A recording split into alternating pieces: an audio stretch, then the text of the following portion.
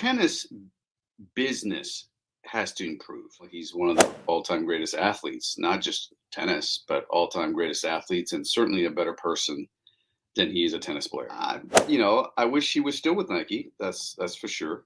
I think there was a great opportunity for Nike to do a lot of amazing things with Roger post-retirement, but it wasn't meant to be. Things happen for a reason, and I totally understand. It saddens me, but it happened, and you have to kind of move forward. There's a couple of things. One, Rafa was never available to them. Two, we weren't even talking about Rafa. We're talking about Roger. Rafa Nadal. As a touchdown, I believe his contract is up either this year or next. I think it's this year, actually. Do we know if that's going to be renewed? Are they not going to make the same mistake as you suggest with Federer, with Nadal? I mean, Nadal's a different brand, but still very successful. Of course, you've got the Raging Bull logo, a bit like the RF with Federer. How would that work? What's your awareness of the situation with Rafa? Ready? Play.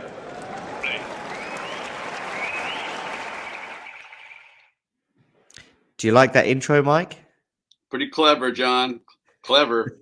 It's not quite Nike levels of clever. I mean, I know I'm going to go off a crazy tangent right now, but it'll all come back.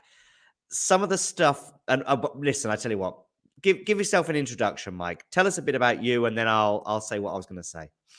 Well, let's see. My name is Mike Nakajima. I guess my tennis background is I worked for Nike for 30 years. Most of the time was to identify talent, sign athletes, and manage some of those tennis players that many of them are still playing on the tour today. I left in 2017 when I felt that going to another Grand Slam was starting to get nauseating, because I think by my calculation, I think I hit about 110, 120 of them. And got to be a point where, how many more junior tournaments am I going to go? How many more athletes can I sign? And I needed new challenges. So I left in 2017, and I've got my wife works at Nike. She's been there for 35 years. I've got 3 boys. They're all tennis players, played in college. One's currently playing in college, my youngest. My 2 oldest sons work for Nike. And my brother also works for Nike. He's been there about 35 years and now manages LeBron James for Nike. So working with athletes is something that my entire family had the privilege to work with. And here I am today. Okay. And of course, there's one prominent athlete amongst the Nike family, or who was a member of the Nike family. We'll get into him in a second. But before we do, excuse me if from time to time my Britishness comes out and I end up saying Nike rather than Nike. I'm sure your time at Wimbledon, I'm sure you got to hear both sides of that particular argument. But of course, it is an American brand. And I believe does it have a heritage of something like a Greek god or something? Am I right? Yes, in that? yes. He was named after the Greek goddess of victory. Right, exactly. And so I believe Nike is the correct pronunciation. Have a bit of a European heritage in that sense. Yeah, but I think Nike is the correct pronunciation, right? That's correct.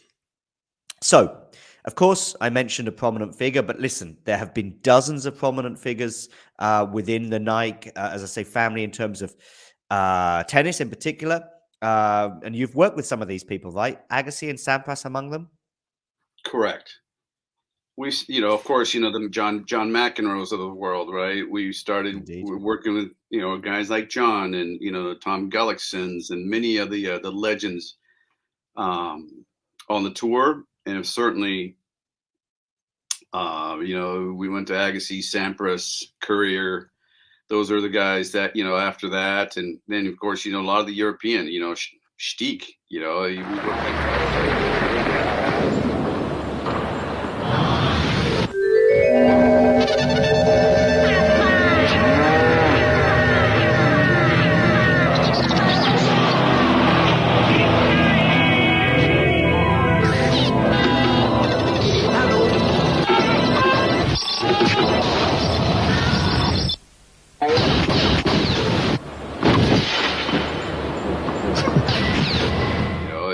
worked in for a while. And of course, Yeah. You graduate to couple of the few Americans, James Blake, even though we didn't have Andy Roddick, had a good relationship with him. Many of the young Americans today, but of course, you got the Rogers and Serenas and Rafas, Maria Sharapova, and then you got the guys today, Madison Keys and Sloane Stephens. Yeah, I mean, it Carlos seems like Alcaraz, of course. I had a privilege to work with many of those athletes. Mike, tell us about how the relationship begins. I think one or two of us, maybe who were not quite aware of this, may have got a bit of an insight during the recent Williams sisters documentary, if you like, King Richard, obviously from the focal point of the father. But probably that gave many tennis fans, especially casual ones, a bit of a small insight into how this relationship begins, because it begins pretty early, right? Yeah, it does begin early. I haven't seen King Richard. Okay. So, many people told me that it's a great, great movie. One day I'll watch it. But I haven't seen it. But yeah, you have to build relationship when they're young. I mean, that's it. When they're 16, 17, 18, everybody knows who they are. Certainly our competitors do. Our age group that we really focused was really 11, 12, 13, 14-year-olds. And that's where we find most of the athletes that we've signed, and we sign them, we build relationship with them, and then you build a long-term contract with them that comes with that. And that's something that we've always wanted, especially when somebody has an opportunity to win Grand Slams and certainly have the chance, or this is something that we feel like they have a chance to do. That's something that we try to do, is sign them into long-term contracts. So you're taking a bit of a gamble. I'm sure that we don't hear about the ones that don't work out, if you like, but of course we do hear about the ones that do. And one of the ones that has worked out most prominently for Nike and tennis over the last 2 decades anyway, of course, is Roger Federer. When did that relationship begin, and where do you come into that relationship, Mike? Well, it's I think in mid '90s when we signed Roger. Very promising young athlete. Our guys in Europe found him, and of course, at the time, we felt that tennis was really predominantly in the U.S. The rivalry of Agassi Sampras was huge in the mid '90s. Those guys are 1 and 2 in the world, but you can see that the game was moving towards Europe. Certainly, with the emergence of guys like Roger, we felt that, wow, here's a guy that's uber talented. And we felt like he might be somebody that we might have a great relationship with. And of course, at the time, did we know that he's going to be as great as he's going to be? Of course not. But you see glimpses of talent. And in my job, when you go see athletes such as that, you go watch him hit 10 balls, and you know that there's somebody that's special. And at the time, we all get together and we discuss about certain athletes. In Roger's case, he wasn't that, because he wasn't, we didn't deem like we weren't currently signing a number 1 player in the world. So one of our guys in Europe signed him, and over time we start this gradual, ascent into the rankings. And as we all know now, he's one of the all-time greatest athletes, not just tennis, but all-time greatest athletes, and certainly a better person than he is a tennis player. Okay. What made Roger so appealing from not just Nike, but any marketing or any sports brands point of view? I think he's very grounded. From his upbringing, great parents. Roger was somebody who understood what's it mean to be part of a company that markets him.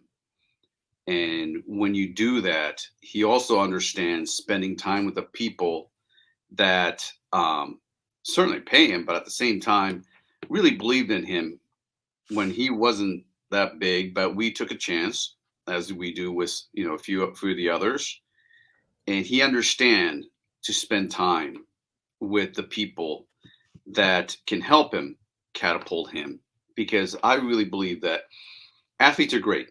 Many of the athletes are great, and they'll always be great what Nike does is adds that marketing touch to it that make him just blast him off into the stratosphere. And I think that's what we were able to do with Roger.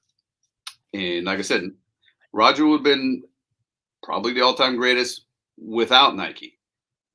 But without the marketing, I don't think he would be as big as he is today, certainly not as quick.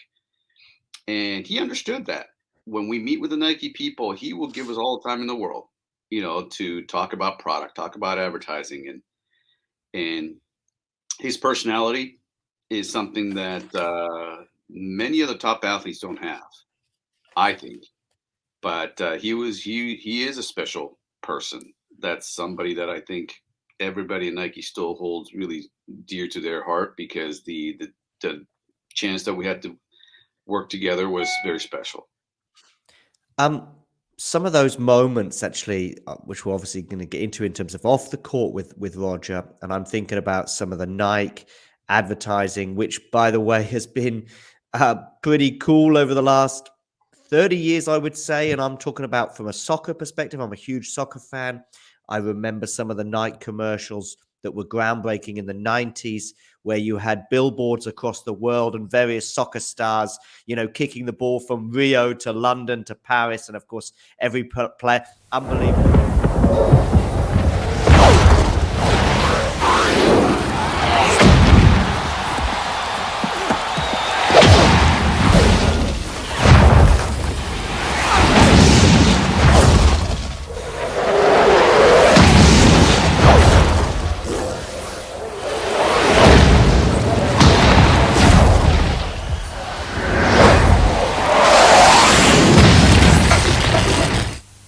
Other soccer ones as well. We had the Brazilians at the airport playing football through the terminal, and the great twist at the end is when they end up hitting the post, and one of the players goes like, because it kind of surprises you. Expect it to be a perfect goal, but it wasn't. And tennis as well, and Roger in particular. I remember a Nike advert with him coming home from work, and somebody's broken into his apartment, but it's a guy with a machine gun firing out tennis balls.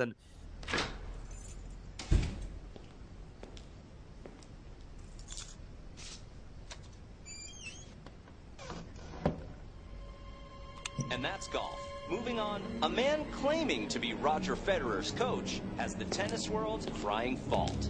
Well, with Roger, I like to attack him. For me to parachute.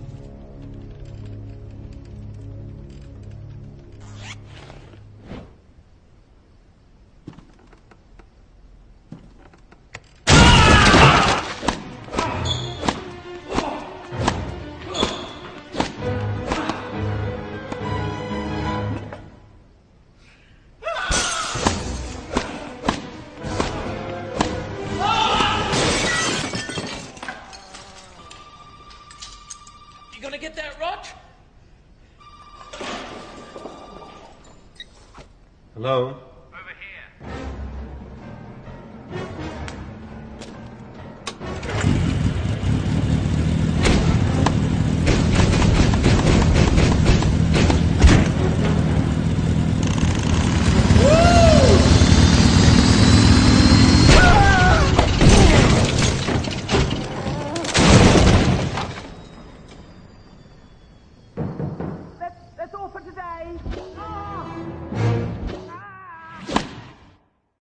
It's just extremely funny, extremely appealing.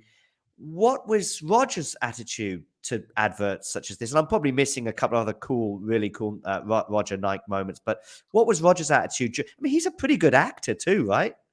I think so, and I think he doesn't mind laughing at himself, right? He's a funny guy, beautiful smile, he's got a great sense of humor. And I think in that sense, that becomes very appealing to the consumer, right? Back in the day when we used to do a lot more network TV ads and so forth, and it was, it was expensive, but it was definitely worth spending enough the amount of time and money into somebody like that, who is going to get into the latter part of the Grand Slam. It was an easy conversation to have, and certainly in Roger's case, as busy as he was, he always made time for us. And once again, that just speaks volumes to who Roger really is. Um, I mean, I've seen him do other commercials as well in the last couple of years for Swiss Travel or Swiss Tourism Board, if you like, and he continues to have a brand in that sense. But of course, that brand is not anymore associated with Nike. And what are your thoughts? You left Nike in 2017. The relationship between Roger and Nike ended in 2018. So I guess you didn't really have too much of an influence over what happened. But what are your thoughts on the separation, let's say? I wish he was still with Nike. That's for sure. I think there was a great opportunity for Nike to do a lot of amazing things with Roger post retirement, but it wasn't meant to be. Things happen for a reason, and I totally understand. It saddens me, but it happened, and you have to kind of move forward. Because probably again, some people from around the world, we're a global, broadcaster, probably don't quite understand that some of these relationships with the top stars doesn't end at the end of their career, because Roger has signed a 10-year deal with Uniqlo in 2018, and it's a Japanese sort of brand, if you like, very different to Nike, aren't they? Uniqlo. It's more like the way I talk to Europeans about Uniqlo, it's a bit like an H&M, maybe, sort of. It's just a very modest place to get relatively good priced clothing, and he signed up with Uniqlo in 2018. I know that Uniqlo also were associated with Djokovic earlier in his career as well, but it's a big shift for Roger. Why would he leave Nike, given how it was? I mean, I guess you're going to tell me about the $30 million a year, right? Of course, that's got a lot to do with it, I'm sure. But really, I mean, I'm not Roger, and it certainly wasn't part of the decision-making process. And Roger has to do what Roger has to do. You don't fault him for somebody offering that kind of money and not take it. So like I said, if I was in the same shoes, I would have done the same thing. So once again, he's trying to, really grow his brand, the Roger Federer brand, and therefore gave an opportunity for him to further do that. But also Roger is a business and entrepreneur, and he and his team has created the Laver Cup and has been, wildly successful. So he has other, interests that I know that he wants to do. And, this is just one of those things that this is a decision he decided to make. And like I said, I don't fault him for that at all. I just wish he would have finished his career with Nike, but just wasn't meant to be. What are the post-career contract? Let's say, because I mean, how does this work? If you're a tennis player, somebody like Rafa, of course, is still with Nike, Rafael Nadal. His career could end next week, or it could end next year, and it could end in 5 years. And I guess Nike, of course, don't know, but even Rafa himself doesn't know. So, I believe his contract actually is up this year, I believe, but we'll talk about that in a minute. How does that work with Roger Federer, for example? He doesn't know the day when his career ends. So are there stipulations? Are there clauses in the contract? Or, as with Roger's case and with Michael Jordan and various other, big stars, the contract goes beyond, doesn't it? The sport itself. They do transcend the sport in more ways than one, even after they retire. Well, many athletes have that in their contract post-retirement, right? So if you continue to create product with their logo or mark, then they get royalties. And if the athlete is popular and the product is popular, you're going to continue to garner royalties, in the millions.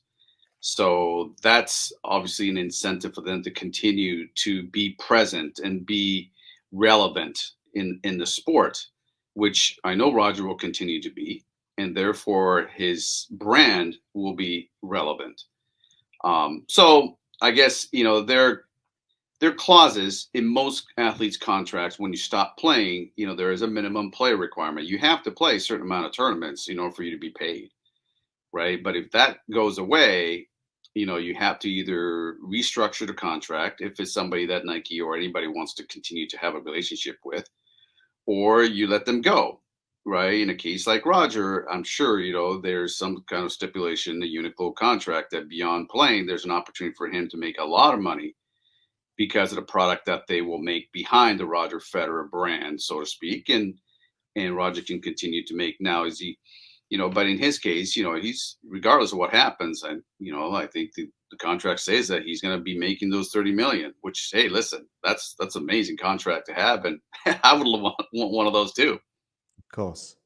Um, let's talk about the other guy that has been in the Nike stable most prominently over the last 2 decades, and in tennis anyway, at least, and that's Rafa Nadal. As a touchdown, I believe his contract is up either this year or next. I think it's this year, actually. Do we know if that's going to be renewed? Are they not going to make the same mistake as you suggest with Federer, with Nadal? I mean, Nadal's a different brand, but still very successful. Of course, you've got the Raging Bull logo, a bit like the RF with Federer. How would that work? What's your awareness of the situation with Rafa? John, I don't know. I mean, that's not for me to say, and I don't want to talk on behalf of Nike. Okay. I would love, obviously, once again, for Rafa to stay for his entire career. We signed him, when he's 11 or 12 years old, right? We want, I would love for him, nothing more for him to finish his career at Nike and just really become part of the history of Nike.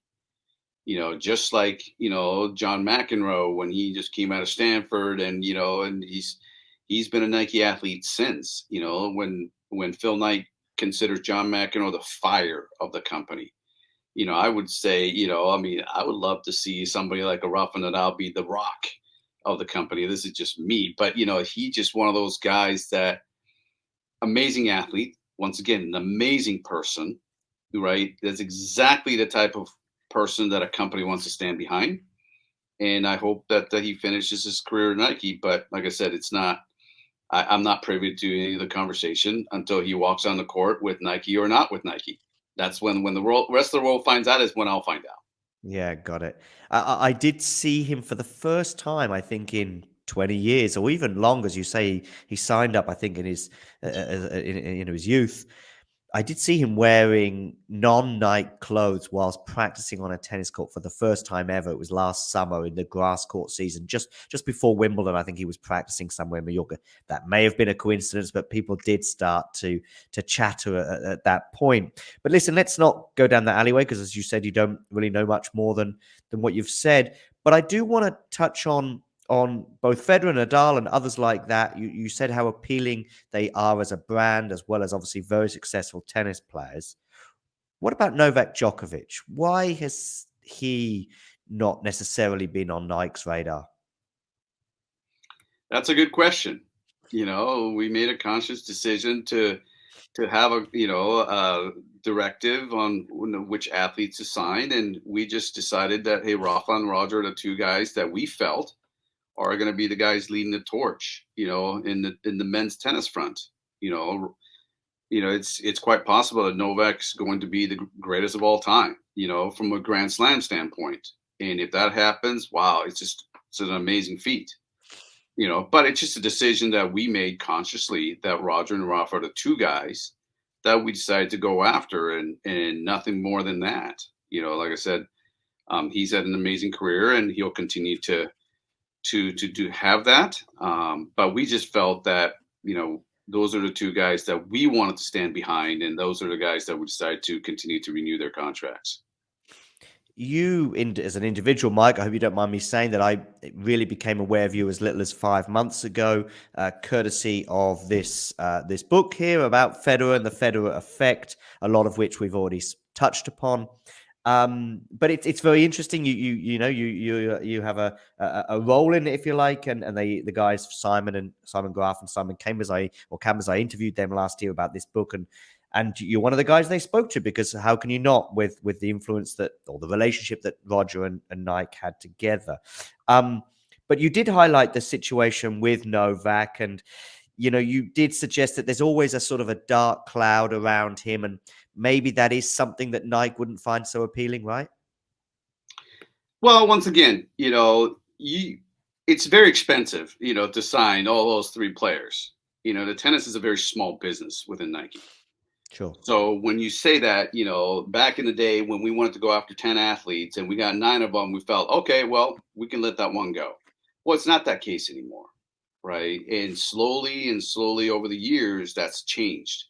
So even if you want to go after somebody, top 3 players in the world, it's very, very difficult for us to do that, right? So once again, it's a decision that you make. You put everything into the basket and decide who are the guys that we want to stand behind. And it just so happened that for us, it became Roger and Rafa. And those are the players that we decided to go after. Right now, what Novak has done, hey, we all are aware of it. What happened is unfortunate, but it is what it is. But we stand behind, the decision that we made at the time, that we just felt like these are the 2 guys that we wanted to stand behind. It's nothing against Novak. Novak has done amazing things, that I enjoy watching him. He's a great competitor, speaks well, and, however many languages that he speaks. And like I said, he could well become the greatest player of all time, and we don't have a crystal ball. If we felt that somebody else is going to be the greatest player of all time, we could have gone after him. But also from a marketing standpoint, we felt that, Serbia is not a big market for us, right? So you have to take that into consideration as well.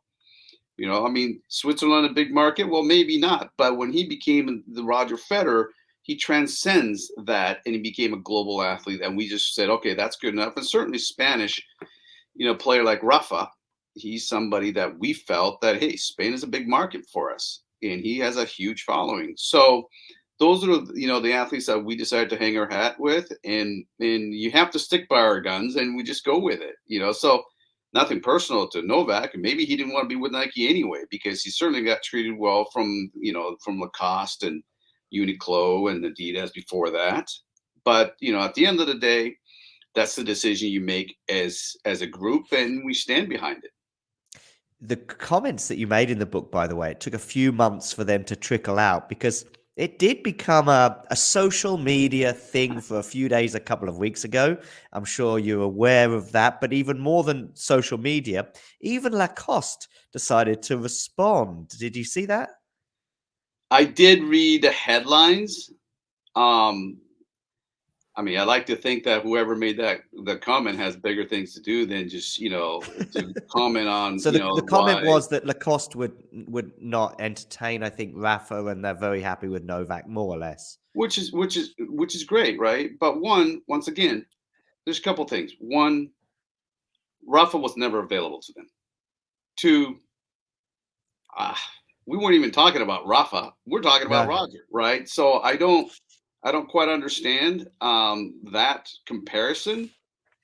But listen, I did hear about that, and once again, I just, for me, it's like, wow, people wanted to talk about that. There are a lot of great things that were said about Roger, and the media kind of like spins it as, oh my gosh, did you hear what so-and-so said about so-and-so? And that's what makes the headlines, which, before Indian Wells, when there was a little bit of lull in the tennis news, that made a little bit of headlines. If that book would have come out during Indian Wells, I'm not sure if anybody would have really even, read it, but it is what it is.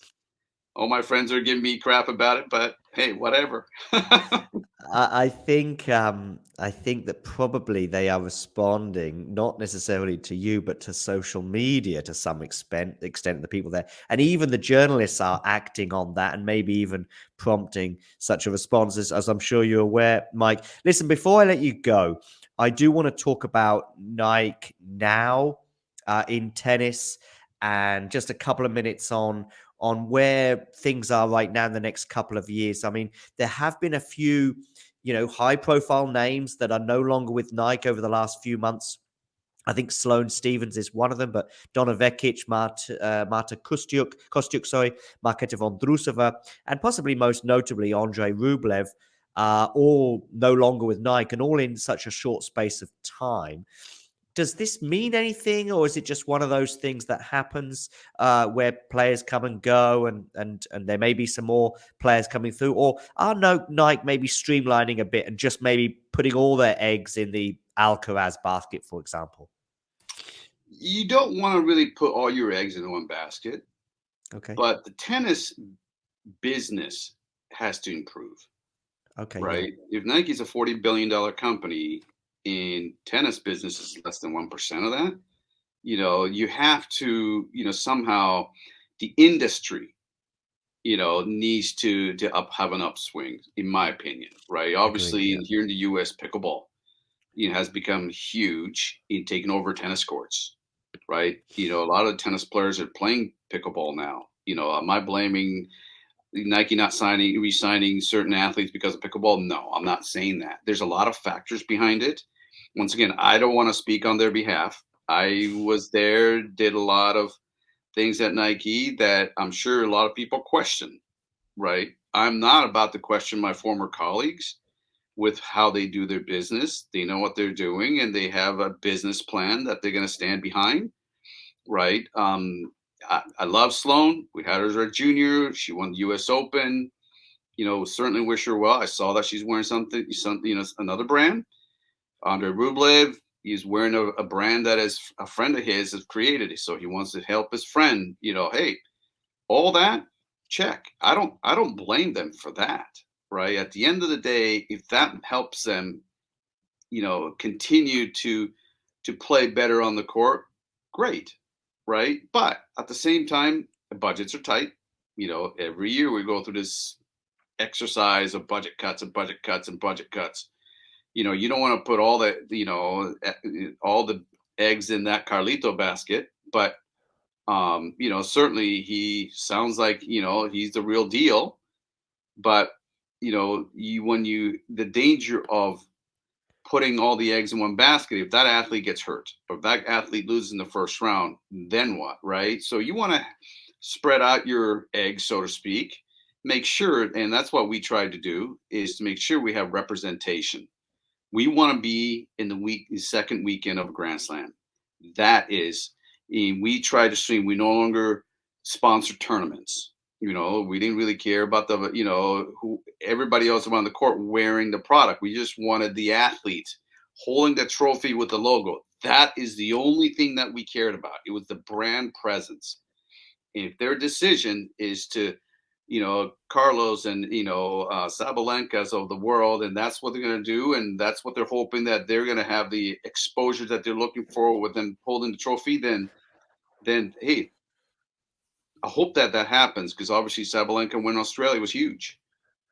Carlos, going back to number one in the world. I mean, I'm excited for Nike, right? But you can't sign 9 out of 10 athletes anymore.